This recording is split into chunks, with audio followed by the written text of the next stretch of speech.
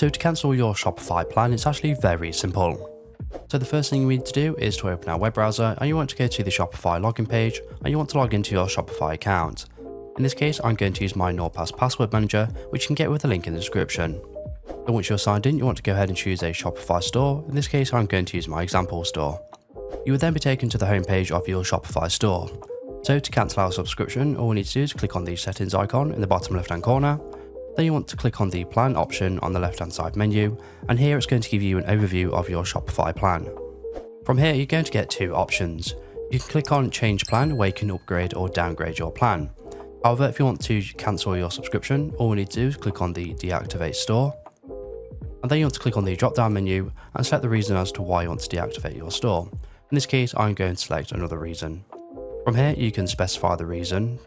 And once you're ready, you want to click on continue. You then want to go ahead and enter in your account password, and then you want to click on deactivate store. Now this will not only deactivate your store, but it will also cancel your subscription too. And it's important to remember that your store details will be available for 2 years in case you want to restore your Shopify store and start using it again. It's also important to know that you'll need to do this for every single store that you own. And that's it. So if this video was helpful, please leave a like and pass on to someone who may find it helpful as well. And if you have any questions or comments, you can leave them below and I'll reply to you as soon as I can.